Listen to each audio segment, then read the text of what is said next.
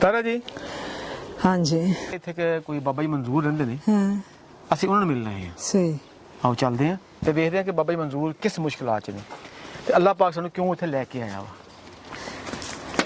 ਇਹ ਦੇਖੋ ਤਾਰਾ ਜੀ, ਸਰਕੰਡਾ ਨੂੰ ਕਹਿੰਦੇ ਸਰਕੰਡਾ, ਸਰਕੰਡੇ ਦੀ ਦੀਵਾਰ ਬਣਾਈ ਆ। ਸਰਕੰਡਾ ਹਾਂਜੀ, ਕਾਨੇ ਯਾਨੀ ਇਹ ਜਿਹੜੇ ਕਲਮਾਂ ਨਹੀਂ ਕਿਤਾਬਤ ਵਾਲੇ ਕਰਦੇ, ਅੱਛਾ ਇਹ ਇਹਦੇ ਨਾਲ ਲੋਕੀ ਕੁਰਾਨ ਪਾਕ ਵੀ ਲਿਖਦੇ ਆ ਕਲਮਾਂ ਨਾਲ। ਇਹ ਉਹ ਕਲਮਾਂ ਨੇ ਜਿਹਨੂੰ ਹਕੀਰ ਸਮਝਿਆ ਜਾਂਦਾ ਵਾ, ਉਹ ਕੁਰਾਨ ਪਾਕ ਲਿਖਣ ਦੇ ਕੰਮ ਆਉਂਦੀਆਂ, ਬੜੇ ਕੰਮ ਦੀ ਚੀਜ਼ ਆ।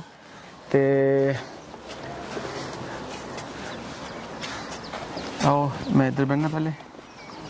अस्सलाम वालेकुम जी। वालेकुम अस्सलाम जी। इतने बैठ जाइए थोड़े को जी बैठो बैठो। की नाम जी अपना? जी मेरा नाम मंजूर हुसैन जी। कितनी उम्र जी अपनी? 45-46 साल है जी। 45-46 साल जी। ते बच्चे कितने जी? मेरी 3 बेटियां जी। बेटा? बेटा नहीं है।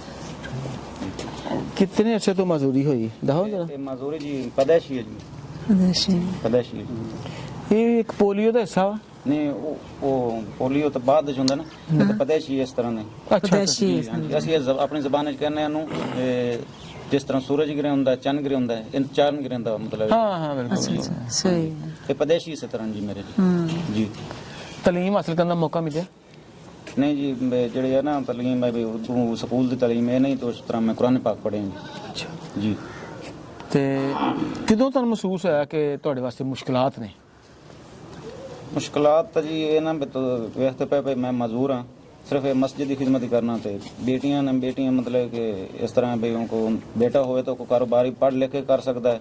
ਬੇਟੀਆਂ ਮੇਰੀਆਂ ਮਤਲਬ ਇੱਕ ਦੀ ਮੈਂ ਸ਼ਾਦੀ ਕਰ ਦਿੱਤੀ, ਬੜੀ ਦੀ ਜਿਹੜੀ ਛੋਟੀਆਂ ਨੇ ਉਹ ਜੀ ਸਕੂਲ ਪੜ੍ਹ ਰਹੀਆਂ ਨੇ, ਇੱਕ ਚੌਥੀ ਕਲਾਸ ਤੇ ਇੱਕ ਪੰਜਵੀਂ ਦੇ ਵਿੱਚ। ਤੇ ਪੈਦਲ ਜਾਂਦੇ ਹੋ ਮਸਜਿਦ ਤੱਕ? ਜੀ ਮੈਂ ਪੈਦਲ ਜਾਂਦਾ ਜੀ। ਮਸਜਿਦ ਵਿੱਚ ਕਿੰਨੇ ਟਾਈਮ ਜਾਂਦੇ ਹੋ?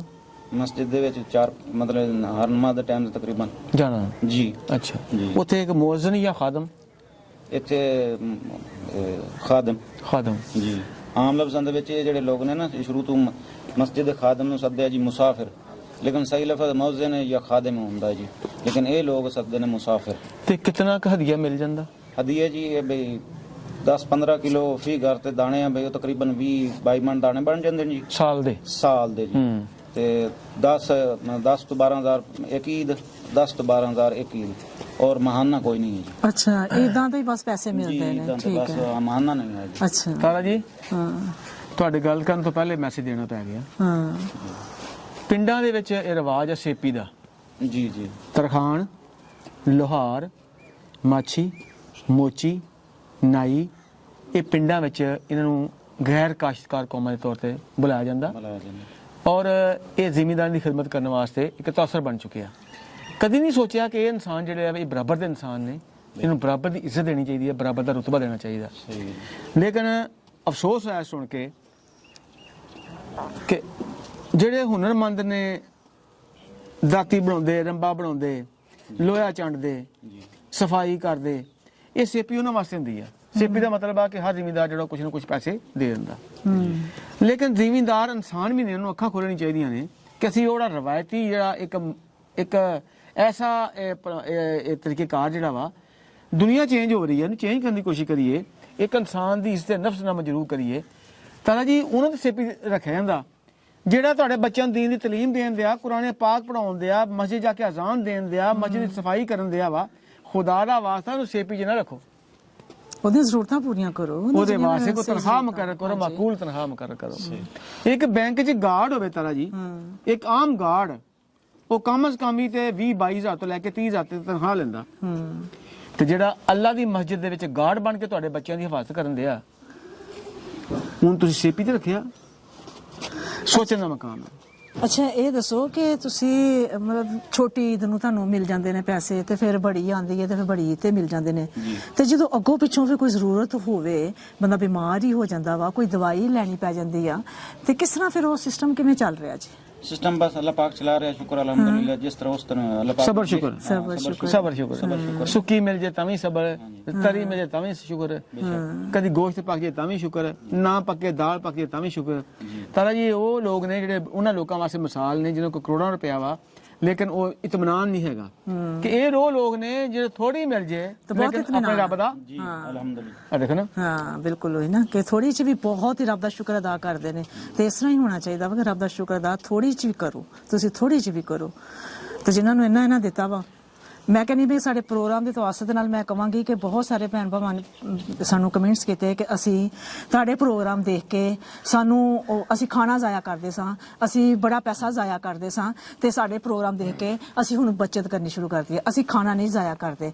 ਅਸੀਂ ਹੁਣ ਸੋਚਦੇ ਹਾਂ ਕਿ ਅੱਲਾਹ ਪਾਕ, ਅਸੀਂ ਪਹਿਲੇ ਬਹੁਤ ਗੁਨਾਹ ਕਰਦੇ ਰਹੇ ਹਾਂ, ਸਾਨੂੰ ਅੱਲਾਹ ਪਾਕ ਨੇ ਉਸ ਤੁਹਾਡੇ ਪ੍ਰੋਗਰਾਮ ਦੀ ਵਜ੍ਹਾ ਤੋਂ ਸਾਡੀਆਂ ਅੱਖਾਂ ਖੋਲੀਆਂ ਵਾ ਕਿ ਅਸੀਂ ਆਪਣੀ ਜ਼ਿੰਦਗੀ ਦਾ ਮੁਆਜ਼ਨਾ ਕਰਨ ਲੱਗ ਪਏ ਹਾਂ ਕਿ ਅਸੀਂ ਕਿੱਥੇ ਖੜੇ ਹਾਂ ਤੇ ਗਰੀਬ ਬੰਦਾ ਜਿਹੜਾ ਰੱਬ ਦਾ ਸ਼ੁਕਰ ਅਦਾ ਕਰਦਾ ਹੈ ਉਹ ਕੀ ਹੈ।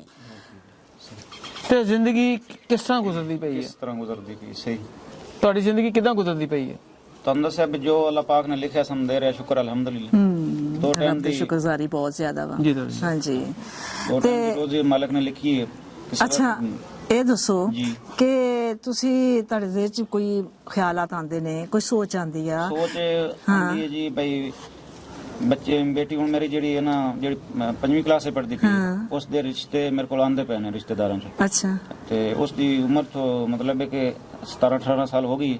ਉਹ ਥੋੜੇ ਲੇਟ ਪੜਨ ਲੱਗੀ ਸਕੂਲ, ਤਾਂ 5ਵੀਂ ਕਲਾਸ ਸੇ ਪੜ੍ਹਦੀ ਪਈ। ਅੱਛਾ ਤੇ ਲੇਕਿਨ ਮੈਂ ਰਿਸ਼ਤੇਦਾਰਾਂ ਨੂੰ ਹਾਲੀ ਉਹਨਾਂ ਨਾਲ ਕੋਈ ਗੱਲ ਪੱਕੀ ਨਹੀਂ ਕੀਤੀ, ਇਸ ਵਜ੍ਹਾ ਤੋਂ ਬਈ ਕੁਛ ਨਾ ਕੁਛ ਬੇਟੀ ਨੂੰ ਹਜੇ ਬਣਾਇਆ ਨਹੀਂ ਆ, ਕੁਛ ਨਾ ਕੁਛ ਹੋਣਾ ਚਾਹੀਦਾ ਕੁਛ ਤਾਂ ਵਾ। ਹੋਣਾ ਚਾਹੀਦਾ ਨਾ ਜੀ, ਕੋਈ ਗਰੀਬੀ ਨਹੀਂ, ਤੌਰ ਤੇ ਹਾਲੀ ਮੈਂ ਬਣਾਇਆ ਨਹੀਂ, ਇਸ ਵਜ੍ਹਾ ਤੋਂ ਉਹਨਾਂ ਨਾਲ ਰਿਸ਼ਤਾ ਪੱਕਾ ਨਹੀਂ ਹਾਲੀ ਕੀਤਾ। ਅੱਲਾਹ ਪਾਕ ਬਿਹਤਰ ਕਰੇਗਾ। ਬੇਟੀ ਦਾ ਮੁਕੱਦਰ, ਬੇਟੀ ਦਾ ਨਸੀਬ ਅੱਲਾਹ ਪਾਕ ਨੇ ਲਿਖਿਆ ਵਾ, ਉਹਨੂੰ ਕਿੱਥੋਂ ਮਿਲਣਾ ਵਾ ਇਹ ਅੱਲਾਹ ਪਾਕ ਹੀ ਜਾਣਦਾ ਵਾ। ਤੇ ਇਨਸ਼ਾਅੱਲਾ ਜਦੋਂ ਵਕਤ ਆਏਗਾ ਤੇ ਤੁਹਾਨੂੰ ਪਤਾ ਨਹੀਂ ਲੱਗਣਾ ਕਿ ਬੇਟੀ ਦਾ ਇਹ ਸਾਰਾ ਕੰਮ ਕਿਵੇਂ ਹੋ ਗਿਆ। ਠੀਕ ਹੈ। ਤੇ ਦੂਸਰੀ ਗੱਲ ਇਹ ਕਿ ਤੁਸੀਂ ਆਪਣਾ ਇਹ ਦੱਸੋ ਕਿ ਤੁਹਾਡੇ 'ਚ ਤੁਸੀਂ ਹੈ ਕਿ ਤੁਸੀਂ ਕਹਿੰਦੇ ਜੀ ਕਿ ਮੈਂ ਕੋਈ ਹੋਰ ਕੰਮ ਕਰ ਲਾਂ, ਕੋਈ ਐਸਾ ਜ਼ਿਹਨ 'ਚ ਹੈ ਗੱਲ ਕਿ ਮੇਰੇ ਜਿਹੜੀ ਆਮਦਨ ਮੇਰੀ ਕਿਸੇ ਪਾਸਿਓਂ ਸ਼ੁਰੂ ਹੋ ਜਾਵੇ। ਦੇਖੋ ਨਾ ਕਿ ਈਦ ਤੇ ਮਿਲਨੇ ਤੇ ਜਾਂ ਸਾਲ ਬਾਅਦ ਗੰਦਮ ਮਿਲਣੀ, ਇਹਦੇ ਨਾਲ ਤੇ ਨਹੀਂ ਗੁਜ਼ਾਰਾ ਹੁੰਦਾ। ਤੇ ਕੋਈ ਐਸੀ ਹੈ ਜ਼ਿਹਨ 'ਚ? ਸਿਰਫ ਮੈਂ ਬੈਠਾ ਵੀ ਕਿਰਾਣੇ ਦੁਕਾਨ ਕਰ ਸਕਣਾ, ਹੋਰ ਤਾਂ ਐਸਾ ਨਹੀਂ ਬਈ ਹੋਰ ਤਾਂ ਕੋਈ ਐਸਾ ਕੰਮ ਨਹੀਂ ਮੈਂ ਕਰ ਸਕਦਾ। ਅੱਛਾ ਜੀ। ਯਾਨੀ ਮਹੱਲੇ 'ਚ ਮੱਛੀ ਟਾਫੀ ਦੀ ਦੁਕਾਨ ਹੋਵੇ, ਕੋਈ ਬਿਸਕੁਟ ਹੋਣ, ਕੋਈ ਬੱਚਿਆਂ ਚੀਜ਼ਾਂ ਹੋਣ। ਹਾਂਜੀ ਹਾਂਜੀ ਹਾਂਜੀ ਹਾਂ। ਤੇ ਚਲੋ ਮਸਜਿਦ ਦੀ ਖਿਦਮਤ ਵੀ ਹੋ ਜਾਵੇ ਤੇ ਆਪਣਾ ਵੀ ਇੱਕ ਅਲੱਗ ਜਿਹੜਾ ਨਾ ਉਹ ਕੰਮ ਹੋ ਜਾਵੇ। ਫਿਰ ਉੱਥੇ ਦੁਕਾਨ ਤੇ ਬਹਿ ਗਏ। ਤੇ ਤੁਹਾਡੇ ਕੋਲ ਜਗ੍ਹਾ ਕਿਹੜੀ ਹੈ? ਜਗ੍ਹਾ ਆਏ ਹੈ ਛੋਟਾ ਜਿਹਾ ਕਮਰਾ ਜਿਹਾ। ਅੱਛਾ ਅੱਛਾ ਅੱਛਾ। ਇਹਦਾ ਬਾਹਰਲੇ ਪਾਸੇ ਦਰਵਾਜ਼ਾ ਹੈ ਇਹਦਾ? ਜੀ ਹੈ ਦਰਵਾਜ਼ਾ ਨਾ। ਜੀ। ਚਲੋ ਅੱਛਾ ਹੁਣ ਹਾਂਜੀ ਤੇ ਲੈ ਕੇ ਆਓ ਜ਼ਫਰ।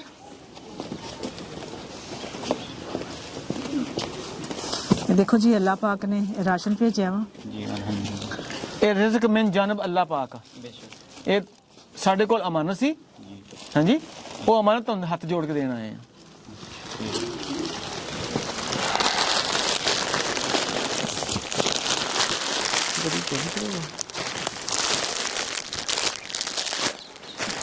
ਇਹ ਤੁਹਾਡੀ ਬੱਚੀਆਂ ਦੇ ਕੱਪੜੇ ਨੇ।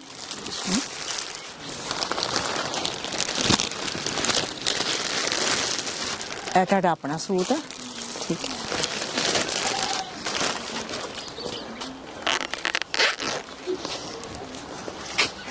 हेलो जी, ए अल्लाह पाक की तरफों ये 10,000 ये अल्लाह पाक की तरफों ये साडा कोई एहसान नहीं है, कोई ये ज़कात नहीं है, कोई खैरात नहीं है। ये अल्लाह पाक की तरफों वा। जो अल्लाह पाक अपने खजानिया चो भेजदा वा ना तो फिर वो खजाना थोड़ा भी होवे ना तो बड़ी बरकत पैंदी है। तो इंशाअल्लाह तुहाडे कारोबार वास्ते भी सोचते हैं कि तुहानू रोज़गार छोटा जिन्ना बना के देने। ये सब अल्लाह दे काम आ, अल्लाह पाक ने करना वा, किस वक्त करना वा ये असी तुसी नहीं जान सकते।